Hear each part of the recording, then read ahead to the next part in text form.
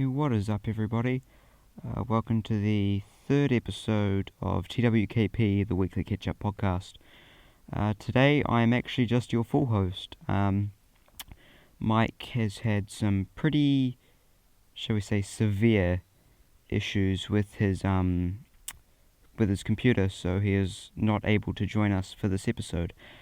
But I will try and make it just as great, or if not better, than last week's episode, which was actually uploaded today, the 7th of the 4th, which is also the day I am recording this episode that you're going to hear on Monday.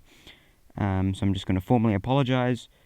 We ran into some issues trying to get that episode up because it was such a large file, and we're basically working on computers. We are working on computers, but we're basically working on potatoes, because, our computers are pretty bad.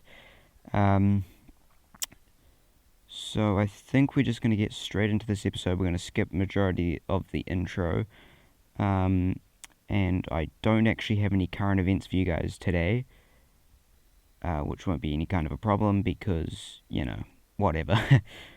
If you're listening to this and you have the internet, you can always look up some interesting current events. But first, before we begin, I would just like to give a birthday shout out to you, Lauren. By the time you're listening to this, it will be, of course, your birthday. Happy 18th. Hope you have a good day. Yeah. So after that, I think we're going to move on to something that I thought of last night. I was actually in bed, and I just sort of had this random thought. So I'm just gonna say it. What if someone, or many of us, found a genie and made two wishes that absolutely messed up the world, or friendships, or lives, or, whatever, and then that person or people have used their third wish to put things back the way they were before finding the genie? I don't know why I thought of this, or why I've just said it, but if you think about that, using a third wish to put things back they were before meeting the genie, that means that person or those people would have never seen the genie. Therefore, the genie continues to be a quote-unquote imaginary creature. So I suppose it's possible. It's possible for a genie to be real. Most likely not, but, I'm a fan of Harry Potter. I can dream, whatever. It's cool. So now we're just gonna drop into the second, actually, random thing that I've got here on my script, kind of. Now I saw this on Facebook, but it was actually on IFL Science, and it was posted... give me another second. Oh, okay. I thought I had this written down, but it was uploaded sometime last year. I'm not sure of the full date. But the story is, a technique to control your dreams has been verified for the first time. So, yeah, if you're thinking like I was, it took me quite a surprise, because, as I suppose people, we know what dreams are like, but we really have no recollection of how they started, or, some dreams, you see some dreams and then in the future, you live out that dream and it kind of scares the absolute shit out of you. But, Alright, so this story was uploaded to IFL Science by Stephen Luntz on the 19th of October 2017. So I'm just going to read a couple of paragraphs here. A technique to induce lucid dreaming has been independently verified for the first time, and might be even more effective when combined with others. More than half the participants lucidly dreamed during the trial, a record-breaking success rate in just a week without using external intervention. Lucid dreaming is a term given to the state where the dreamer is aware that they are dreaming and has some control over the dream and has some control over how the dream progresses. Once considered a myth, but science has now confirmed lucid dreams exist, and have found some methods work to increase the prospects people will have them. So lucid dreaming, I believe, is the phase between, being fully asleep. Full science words, don't worry about it. Being fully asleep and being fully, I suppose, awake. So that kind of bridges the gap. I believe there's another one in between there, but I'm no sleep scientist. I'm not sure what their job title is, but I'm no sleep scientist, so yeah. Lucid dreaming and I believe identifying lucid dreaming at any time in the past of your life. Have you ever suddenly woken up in like fright, like a shock or something? That was the point of lucid dreaming. That I'm not sure why it happens or how it happens, but I believe that is the point of lucid dreaming, and it shocks you awake and you sort of have a mini freak out for a moment. But yeah. Nevertheless, some of these require advanced equipment, while others are far from reliable. This is unfortunate both because people enjoy the dream so much that they are also considered a potential tool for healing traumas and controlling unhealthy behaviour. Dr. Denholm Aspey of the University of Adelaide wondered whether combining techniques would bring greater success. Aspey instructed 169 participants in techniques developed to induce lucid dreaming. One of these, reality testing, gets people into the habit of regularly checking to make sure they are really awake. Mnemic induction of lucid dreams, or mild, has participants set alarms to wake them after 5 hours and recite, "The next time I am dreaming, I'll remember that I am dreaming," before going back to sleep. Mild practitioners also imagine what it would be like to be in a lucid dream. In the journal Dreaming, Aspey reports reality testing on its own produced no benefit, but of those who tried the combination of reality testing with mild, 53% had a lucid dream during the trial period, with 17% successful each night. He told AFL Science this exceeds any previous study conducted without interventions such as masks that shine lights in people's eyes on the detection of REM sleep. So take from that what you will, but it appears you can now control your dreams. With a bit of brain training, yeah, I mean, that seems pretty good.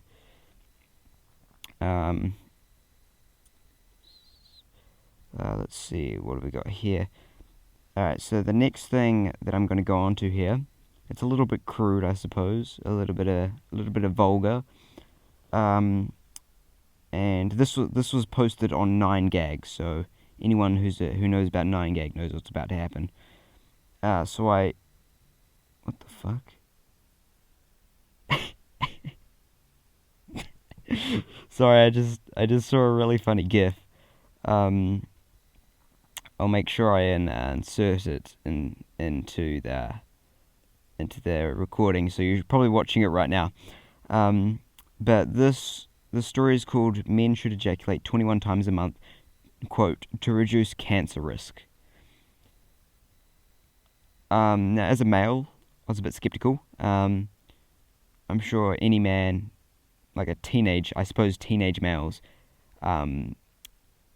sort of want to have a reason, to masturbate. But, this is pretty interesting. So the study observed the sexual habits of 32,000 men, and in conclusion determined that those with a higher rate of ejaculation were less likely to have prostate tumors. So last week, we sort of had a quick chat about the prostate, a bit random, but it was there. I have an off switch. I was talking about my penis. Do you want to know where my off switch is?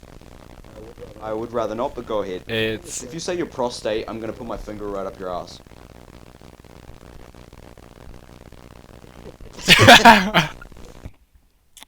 Anyway, the study states we found that quote, we found that men reporting higher compared to lower ejaculatory frequency in adulthood were less likely to be subsequently diagnosed with prostate cancer, unquote. So from that, so this is in adulthood, not teenagehood. So I'm guessing this is like 18 to 100, I suppose. Quote, this large prospective study provides the strongest evidence to date of a beneficial role of ejaculation in the prevention of prostate cancer. Apparently, 21 ejaculations per month can reduce the risk of prostate cancer by 33%. Quite why this helps the prostate is yet to be fully determined, but scientists have speculated that it may flush toxins out of the system. Wow. Dr. James Balch said they misspelled a few words here. Dr. James Balch said the key to avoiding cancer is a good diet, which comes into, I suppose, the rumor of fatty foods. If a man wants to stay, I've got a quote here.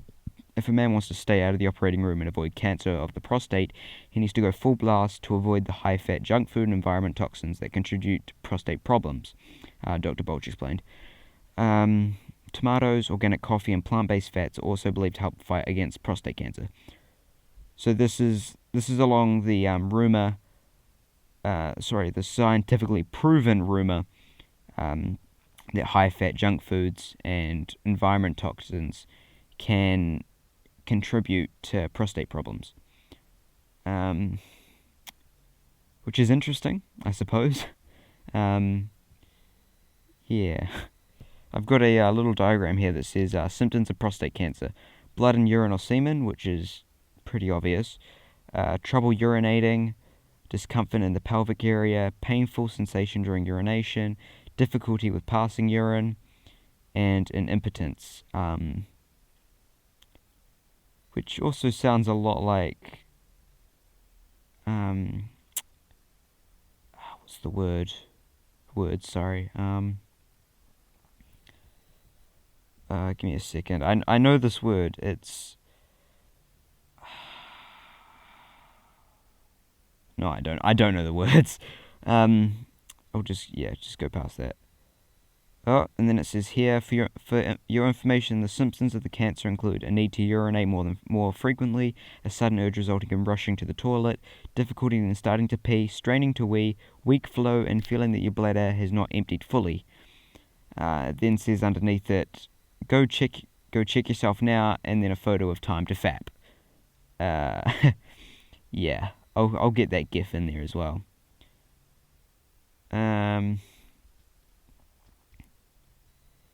So that's interesting. Yep. All right. I will now. Hold on a minute. I have something here to talk about that I'll quickly get out of the way, and then I'll actually what are we at? 13 minutes, almost at 15 minutes, and from there I'll start reading the Club Penguin fan fiction that I introduced you to last week. So we'll go straight past the introduction since I read that last episode. But I've got something else to mention here. Oh, it was erectile dysfunction. That's what I was talking about before. Alright, so I have a couple of random things thrown in here. I have a two-choice question for you listeners out there. Who is better, a ninja or an assassin? Alright, that's just something for you all to think about. I've also got something else here. This is, I suppose, gaming news. In Skyrim, you know, when you're playing Skyrim, so this is obviously to Bethesda fans and people who play Skyrim. Why do you need to picklock, a door or a chest or whatever to get into it, when you can literally cause lightning and fire out of your hands, and you can also literally shout at people, causing them to be pushed away? You know, the Fusrodar. In their tongue, he is Dovahkiin, Dragonborn.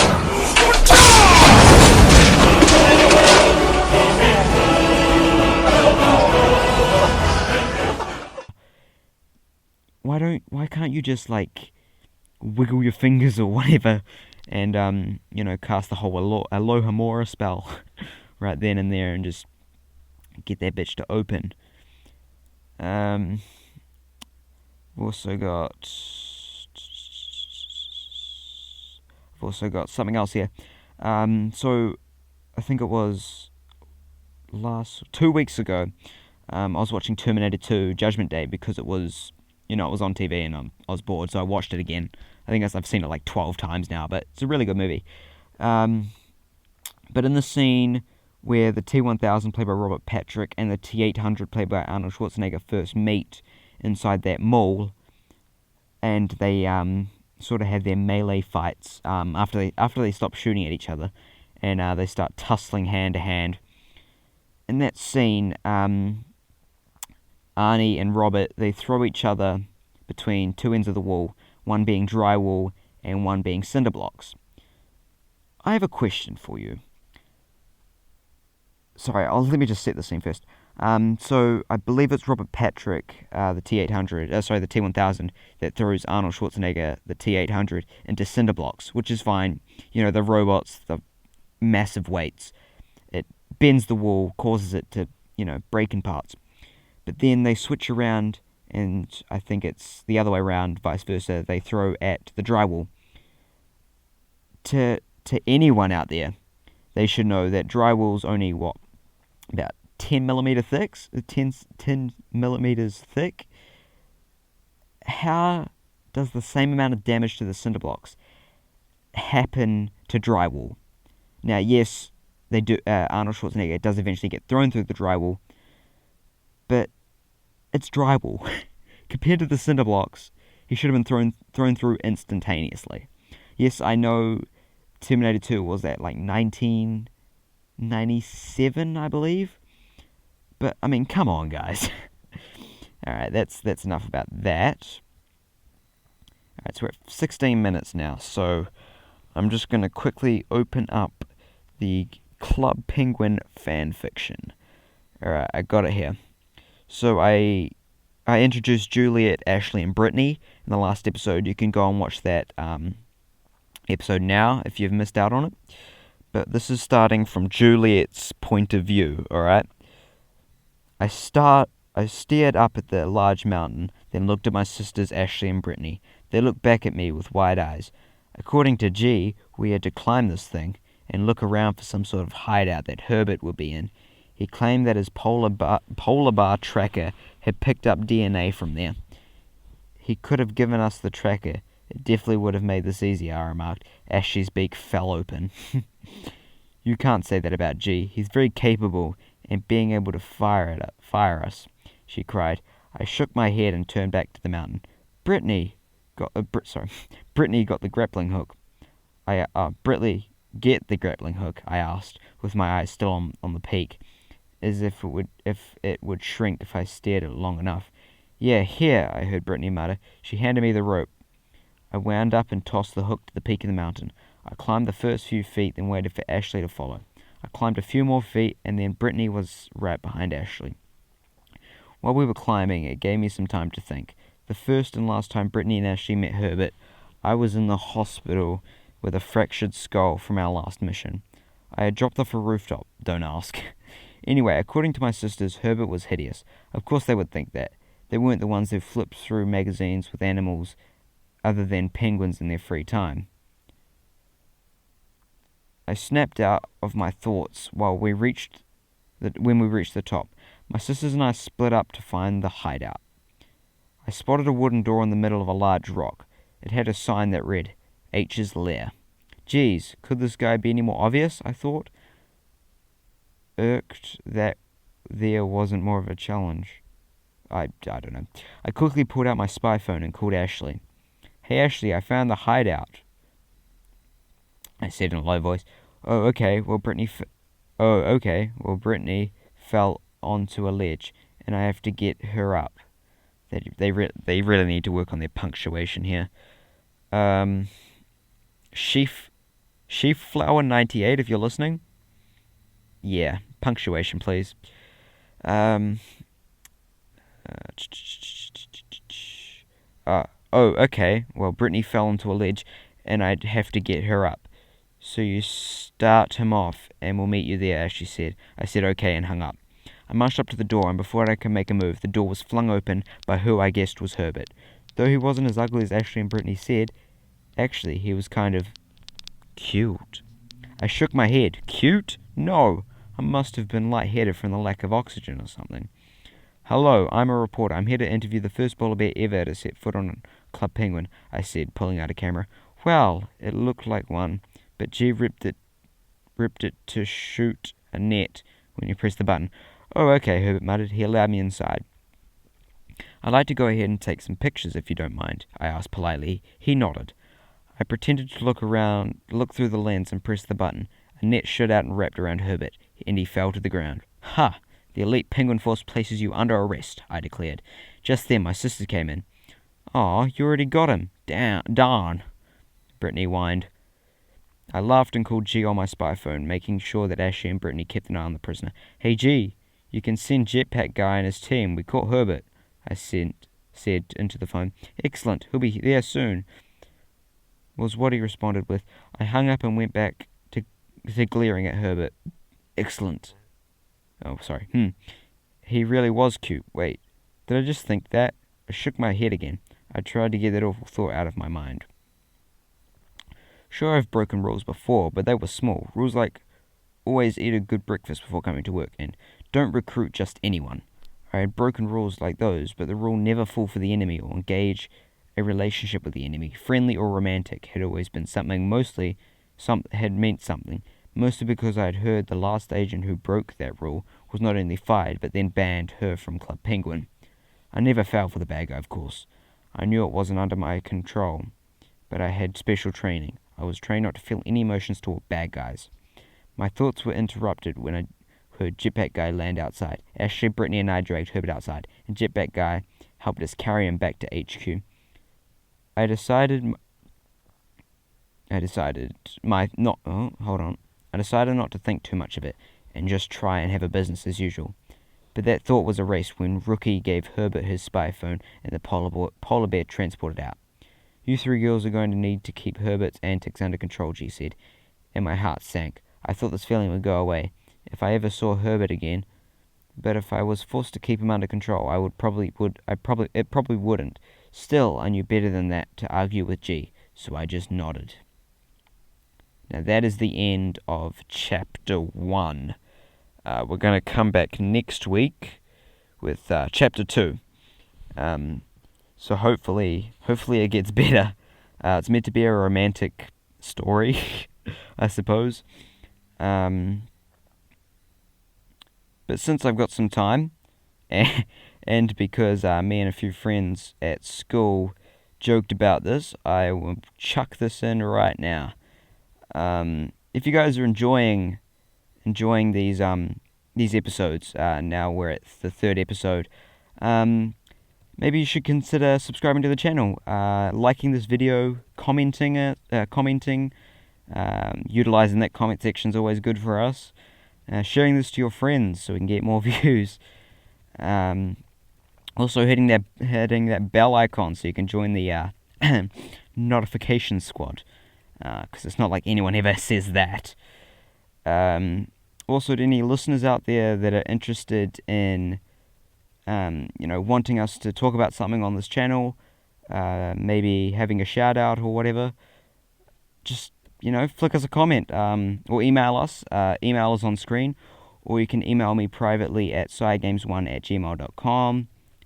And if you really want to, you can also subscribe to my personal channel, which will also have updates from this channel.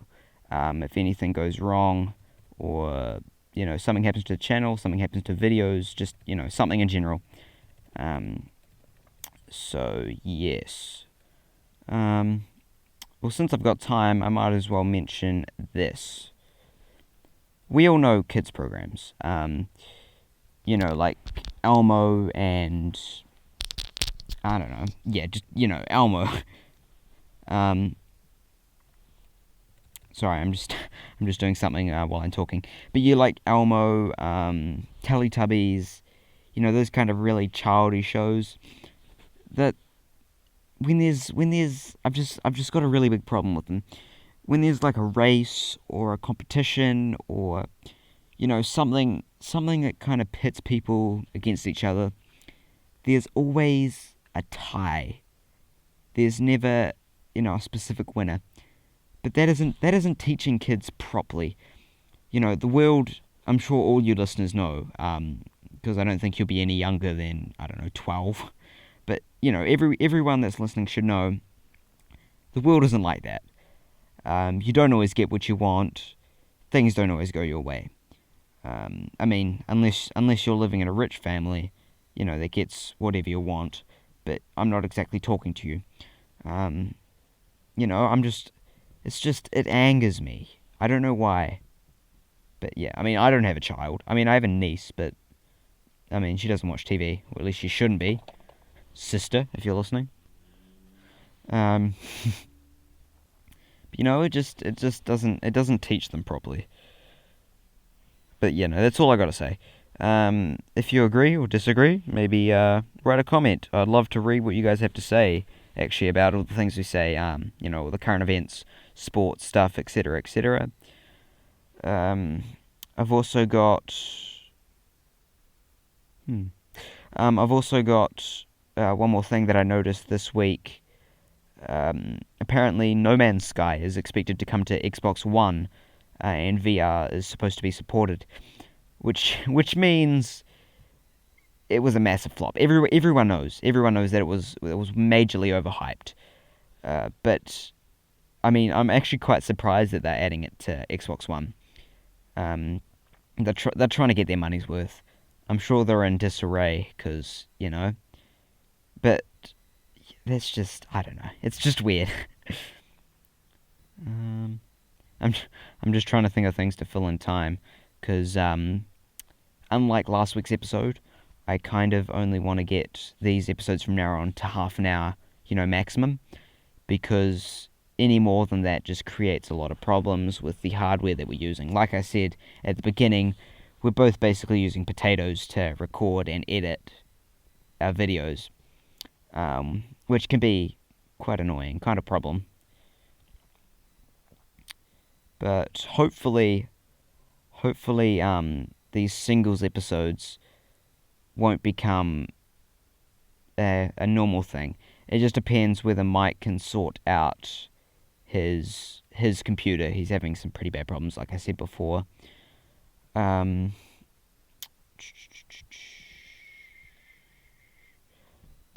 we'll just have to see what the future holds for this channel. I didn't mention, but when I was speaking to Mike about starting this channel and this podcast, we'd do 5 episodes and just see what's going on. We were going to limit to 15-minute episodes, but that went out the window. The first episode was 15 minutes, but yeah, it just went up and down from there. So not that that's a bad thing, because I quite enjoyed the first and second episode. Sure, there was noise problems because Mike couldn't find his headphones, and obviously you could hear my voice echoing because his speakers were too loud. But I mean, he had to be able to hear me so we could communicate properly. But I'm hoping if he can, when we do another episode together, hopefully soon, we'll be able to sort out the echoing problem, the crackling problem. We'll have lots of information to talk about, lots of stuff. Going to half an hour with no problems. But you know what it's like. I mean, some of you might know what it's like starting a podcast or a YouTube channel for the first time. It's kind of difficult, getting it to work, doing what needs to be done, finding what you can do, what you can't do, etc., etc. But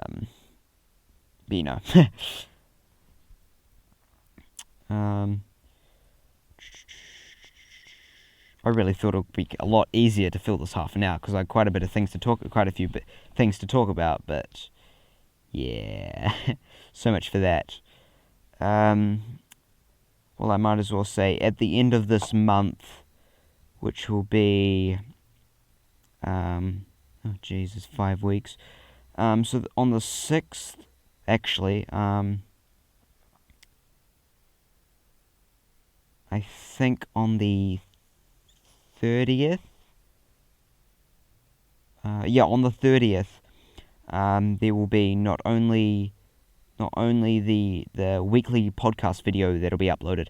I will also be uploading a best of monthly, like most channels do, and I'll try and get all the best bits from all the episodes of this month of April, and yeah, just to try and bring the laughs, So I'm now at 30 minutes, so I think I'm going to end the podcast there because I have genuinely no more information to talk about. But I will see you guys next week. Hopefully it won't be singles. Hopefully it will be with Mike. But if there is another problem and it has to be singles, I will be here as usual and I'll record another episode. Just to keep this channel going, keep this podcast going, because we really want it to be successful. But yeah, so thanks for listening, guys. And Lauren, once again, happy 18th. Hope you have a good day. And yeah, see you all next week on TWKP. Hopefully it won't be singles, but we'll see what happens.